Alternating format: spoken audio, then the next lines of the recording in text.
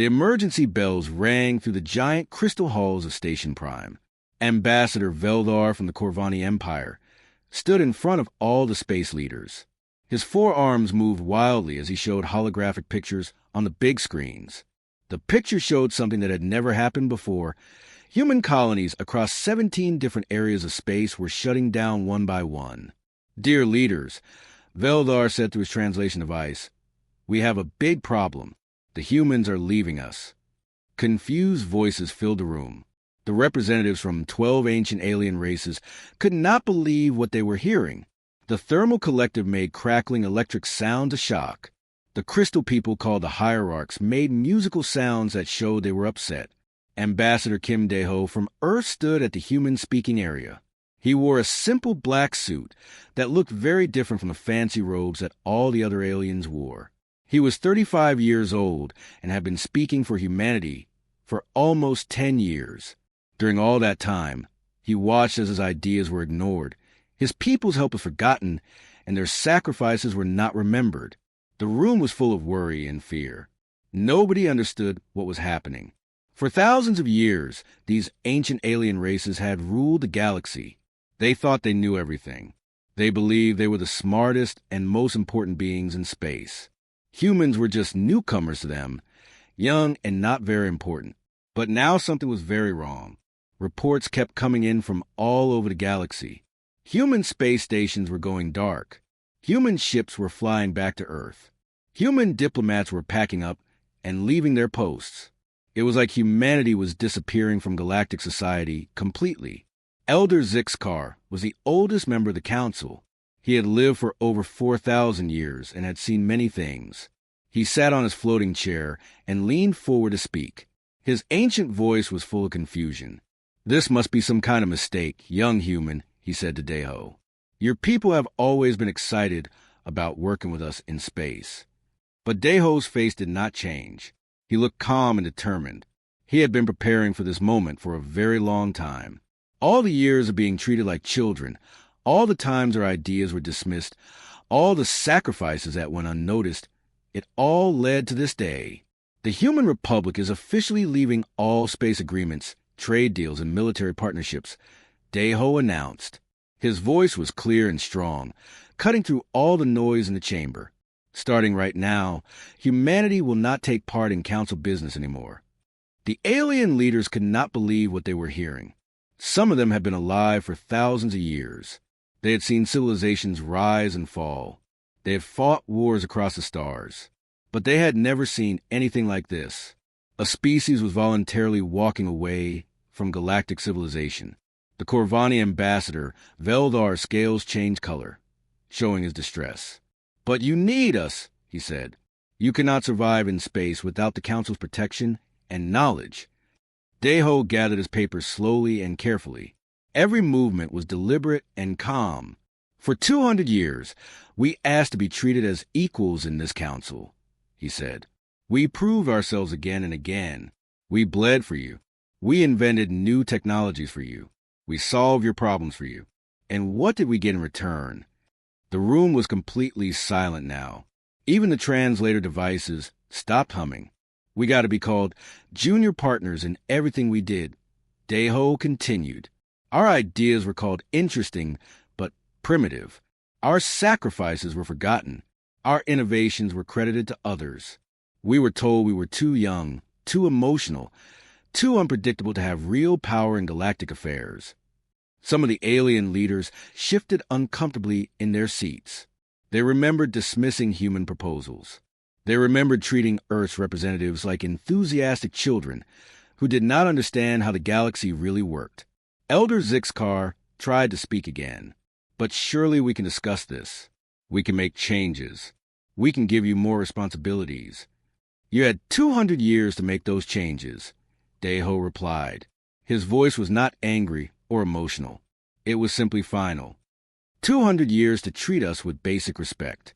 200 years to recognize what we contributed to this galaxy. You chose not to. Now it is too late to fix it. The human ambassador picked up his briefcase and walked toward the exit.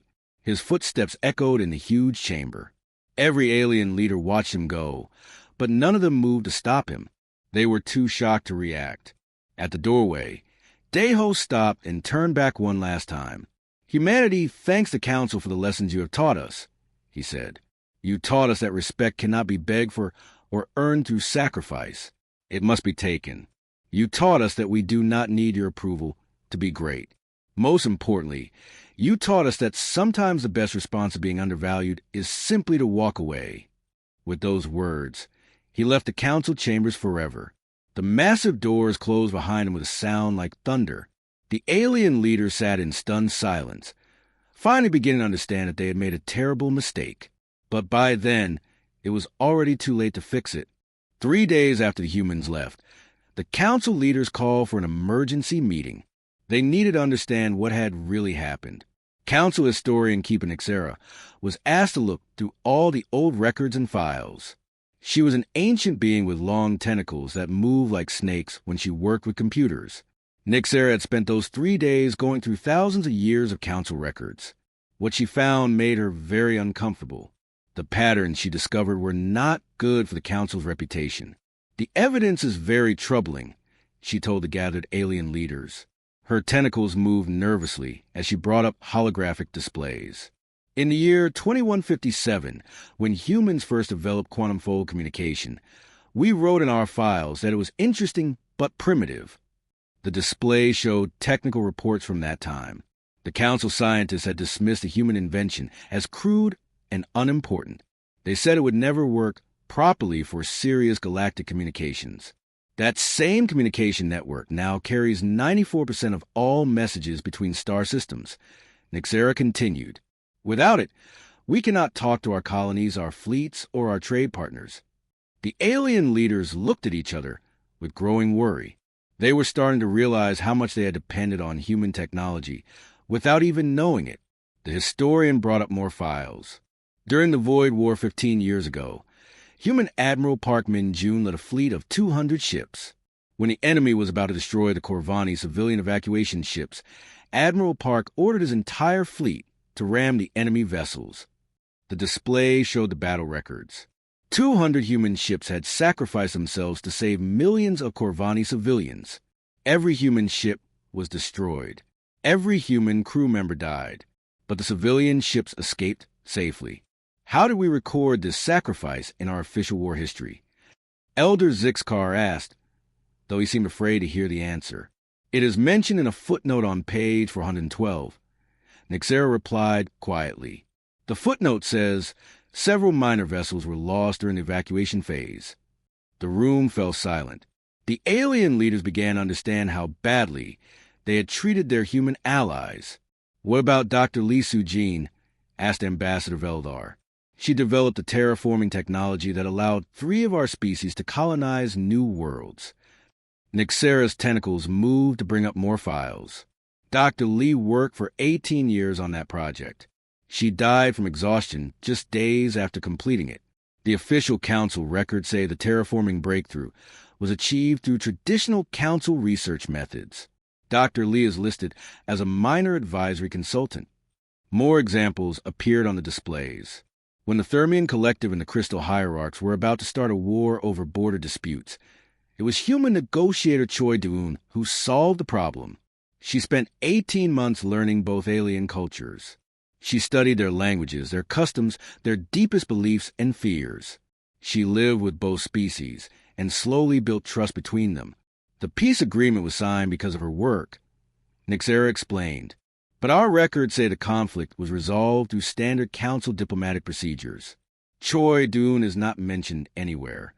Elder Zixcar's ancient face showed confusion and shame, but they seemed so young and emotional. We thought we were helping them learn how galactic politics worked.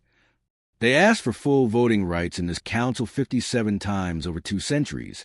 Nixera replied. Every single request was denied. The reason given was always the same: insufficient galactic maturity. Ambassador Veldar checked his communication device, and his face went pale. My lords, we have a serious problem. The human communication network has gone offline completely. All of their deep space monitoring stations have powered down. The implications hit the council leaders like a physical blow. Without human technology, They could not communicate across the galaxy. Their early warning systems were blind. Their coordination networks were dead. There is more, Veldar continued, his voice shaking. Every human mediator working on active conflicts has resigned. All human technical advisors have left their positions. All human trade coordinators have abandoned their posts. Within hours, the effects became visible across the galaxy. The peace talks between the Depth Singers and the Sky Wanderers collapsed immediately. Without human mediators to help them understand each other, the two species returned to their ancient hatred. Trade disputes that humans had quietly resolved behind the scenes suddenly exploded into economic warfare. Shipping routes that had been peaceful for decades became battlegrounds. Supply chains that fed billions of people broke down completely. The Crystal Hierarchs and the Thermal Collective, who had been at peace for 15 years thanks to human diplomacy, began mobilizing their fleets against each other. Old grudges that humans had helped them overcome came flooding back. How many conflicts were the humans secretly managing? Elder Zixcar asked. Nixera consulted her records. According to my research, humans were actively mediating 47 different disputes, managing 32 trade conflicts, and coordinating defense agreements between 78 different species pairs. The ancient alien leaders sat in stunned silence. They had thought humans were junior partners who occasionally helped with small problems. In reality, humans had been holding galactic civilization together with their diplomacy, their technology, and their unique ability to understand and work with different alien cultures. "What have we done?" whispered Ambassador Veldar. But it was already too late to find out. 6 months had passed since humanity left the Council. Captain Nam Hyun-woo stood on the bridge of his ship, the Soul's Pride. Through the big windows, he could see a Council delegation approaching human space. Their ships looked small and old compared to the massive defense stations that now protected Earth's territory. His communications officer, Lieutenant Jung Hana, looked up from her control panel. "Captain, the Corvani are calling us again. They want emergency help." "Give them the same answer as always, Lieutenant. We are not available for consultation." Captain Hyun-woo was not being cruel. He remembered serving under Admiral Park Min-jun years ago. He had watched that brave man sacrifice his life to save alien civilians who barely remembered his name afterward. The pain of being ignored and forgotten had taught humanity important lessons. On the approaching Corvani ship, Ambassador Veldar stared in shock at what surrounded human space. Enormous energy barriers that could stop exploding stars. Weapon platforms of designs he had never seen before. Sensor arrays that seemed to bend space and time itself. All of this had been built in just 6 months. How is this possible? Veldar whispered to his assistant. How did they advance so quickly? His science officer, a nervous Thermian named Zeklon, checked his instruments. "Sir, it appears they have been developing these technologies for many decades. They simply never shared them with us."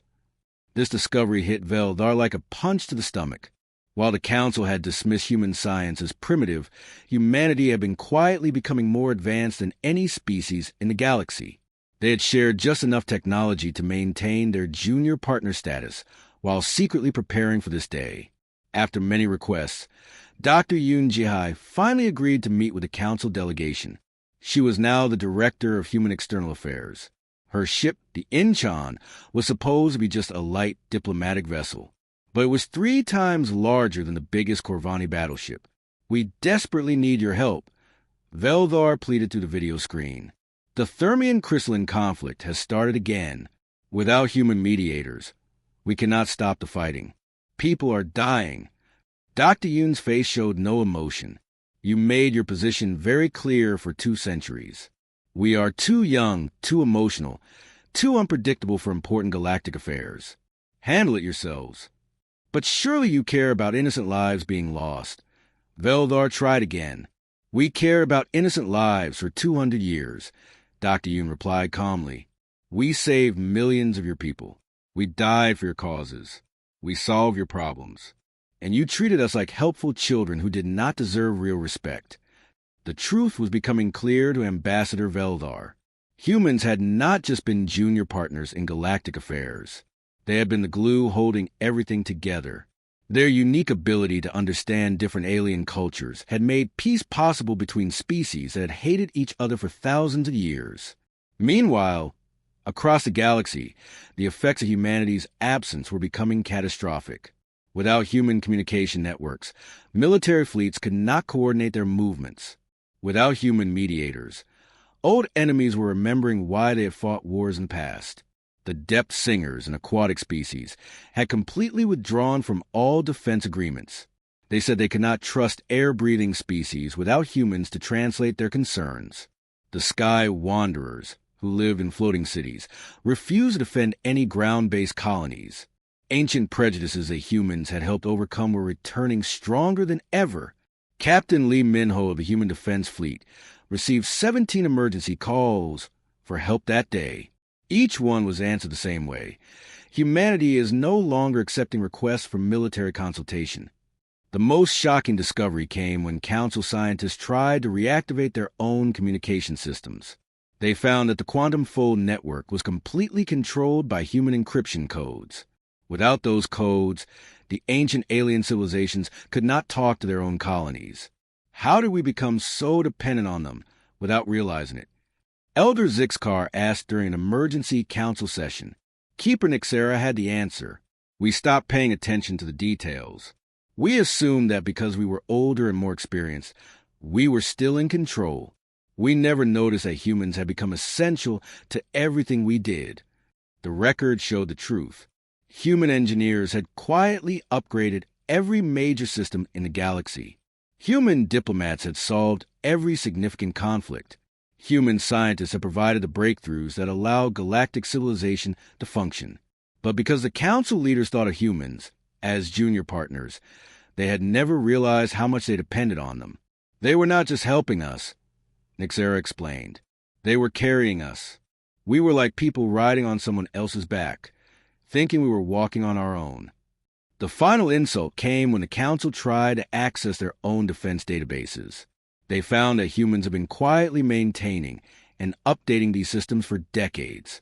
Without human technical support, even their basic computer systems began failing. We have made a terrible mistake, Ambassador Veldar said quietly. But as he spoke, reports came in of 3 more star systems falling into chaos. Without human intervention, galactic civilization was collapsing faster than anyone had thought possible. The ancient alien races were learning a hard lesson. They had not been the wise teachers they thought they were. They had been students all along, and their best teacher had just walked away. 18 months after humanity left the Council, the worst fears of the galaxy came true. From the dark edges of space, the Devourers returned. These terrible creatures traveled from star to star, eating entire worlds to fuel their massive ships. They had come before, 50 years ago, and almost destroyed galactic civilization. In the Corvani home system, emergency coordinator Thaxmol watched his computer screens in horror. His people's space fleets were moving in complete chaos. Ships crashed into each other because they could not communicate properly. Battle plans fell apart because no one could coordinate the attacks. Where are the human communication protocols? Thaxmol shouted at his assistant. They are offline, sir, came the frightening reply. All human design systems have been remotely locked out. We cannot access any of them. The difference between now and 50 years ago was shocking. During the last Devourer attack, human Admiral Song Kyung-ho had used humanity's quantum communication network to coordinate the entire galaxy's defense. 17 different alien species had moved their fleets like one giant army. They shared information instantly across thousands of light years. The defense had been perfect, and the Devourers were driven away. Now, everything was falling apart. The Thermal Collective refused to share their powerful weapons with the Crystal Hierarchs because of old hatreds. The Depth Singers would not commit their fleets to defend surface-dwelling species. Each alien race worried only about protecting their own worlds. Within 3 months, the Devourers had completely consumed 4 star systems. Billions of beings died as the ancient alien species tried to remember how they used to fight wars before humans taught them cooperation. The council leaders held emergency meeting after emergency meeting, but nothing worked. Without human translators, they could barely understand each other.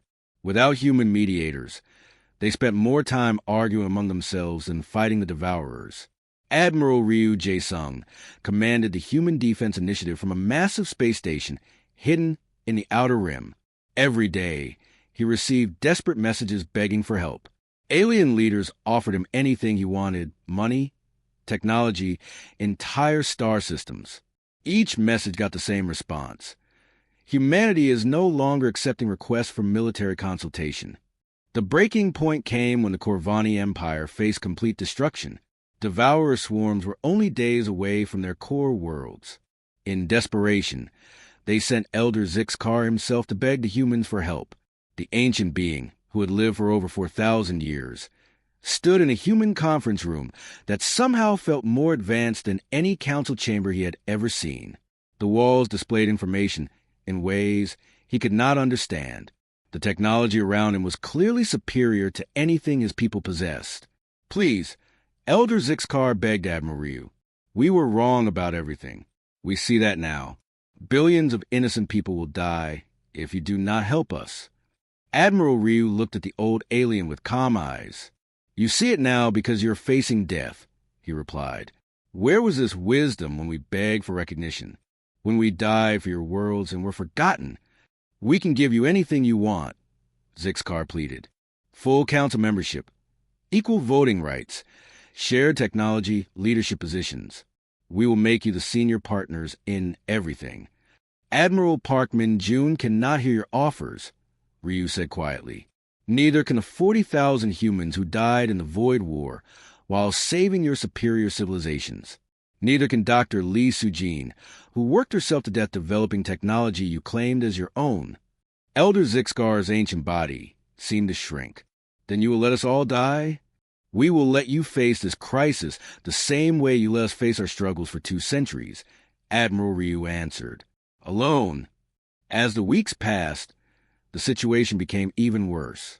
6 council species had been completely destroyed by the Devourers. 3 more had retreated to hidden fortress worlds, abandoning their colonies and allies. The remaining species fought desperate holding actions using battle tactics that were thousands of years old and completely ineffective. Reports reached human space about the chaos. Alien fleets arrived at battle zones hours late because they could not coordinate their movements. Evacuation ships crashed into each other because their communication systems had failed. Entire worlds burned while rescue fleets argued about who should be in charge. Meanwhile, humanity continued to thrive in their protected space. Human scientists developed new technologies at an incredible pace. Human engineers built structures that seemed to defy the laws of physics. Human fleets explored regions of space that other species thought impossible to reach. Captain Oh Min-jun commanded one of these exploration fleets. When asked about helping the dying alien civilizations, he simply said, "Our mission is to secure humanity's future, not to rescue those who threw away our friendship." The most painful moment came when a group of Corvani children, orphaned by the Devourer attacks, sent a simple message to Earth. "Please save us like you saved our grandparents 50 years ago." Dr. Yoon Jihai read the message in her office, overlooking New Seoul Station. For a moment, her calm expression wavered. Then she remembered Admiral Park Min-jun's forgotten sacrifice, Dr. Lee Soo-jin's uncredited work, and 2 centuries of human contributions that were dismissed and ignored. She deleted the message without responding. The galaxy was learning that some mistakes cannot be undone, and some trust once broken cannot be repaired. 2 years after humanity left the Council, the galaxy was completely different. 6 alien species had been destroyed by the Devourers. 3 more had hidden themselves on secret fortress worlds, abandoning everyone else. The remaining species fought desperately with old weapons and outdated battle plans that did not work. In the beautiful halls of New Seoul Station, Director Dr. Yoon Jihai sat at her desk, reading the final peace offer from what was left of the Galactic Council. The document was thick with promises and desperate pleading. They were offering everything humanity had once dreamed of getting. Kim Dae-ho, now serving as humanity's prime diplomatic officer, sat across from her in the station's observation room. Through the massive windows, they could see human construction crews building impossible structures. Space elevators reached into other dimensions. Shipyards manufactured vessels larger than entire space stations. The technology was beyond anything the galaxy had ever seen. They are offering to rename the Void War victory to honor Admiral Park. Deho said, reading through the Council's proposal. Recognition after death. Jihai replied without any emotion in her voice. How generous of them. They want to create a new council with humanity as equal partners. Some species are even willing to accept human leadership in military matters. Jihai put down the document and looked out at construction work. Thousands of human workers moved with perfect coordination, building humanity's bright future. Do you remember how you felt the first time you went to a council meeting? That hope that we were finally joining something greater than ourselves. Deho nodded sadly. I thought we would help build a better galaxy for everyone. We did build a better galaxy, she replied calmly. We just built it without them. The communication system made a soft sound. Admiral Ryu's voice filled the room. Ma'am, we have confirmed reports. The Devourer fleets have broken through the Corvani defensive lines. They are requesting immediate evacuation help for their remaining civilian populations. Jihai touched a button to speak to the human civilian fleet. Captain Omin Jun, this is Director Yoon. Are there any human civilians in the affected systems? No, ma'am. All human personnel were taken out 2 years ago, as ordered, then follow standard procedures. We are not available for evacuation services. She closed the communication channel and returned to reading the Council's desperate proposal. The alien leaders were promising things they had refused to give for 2 centuries. They offered shared leadership, equal representation, access to ancient technologies, even formal apologies for past treatment. Deho stood up and walked to the window where human ships move with incredible purpose and efficiency. Their crews worked together with the kind of coordination that had once held the entire galaxy together. The sad irony, he said quietly, is that we would have done anything for their acceptance back then. We would have died for the galaxy, and we did die for it many times. We would have shared everything we had, sacrificed everything we were, just to be treated as equals. And now, Jihai asked, now we have become something better than equals. We have become independent and strong. Outside the window, more human ships arrived from distant exploration missions. They brought news of new worlds, new resources, new possibilities that existed far beyond the dying Council territories. Humanity had found its own path among the stars. The final communication to the surviving Council species was prepared carefully. It would be broadcast on all frequencies, in every language the galaxy had ever known. Jihai herself wrote the message, choosing each word with deliberate precision. To the surviving members of the Galactic Council, the message began. Humanity formally refuses all offers of partnership, alliance, or cooperation. We have learned to grow and prosper without your recognition.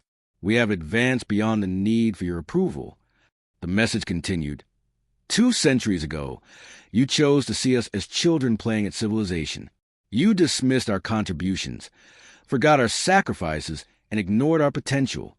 Today, we choose to see you as history. We have moved beyond you.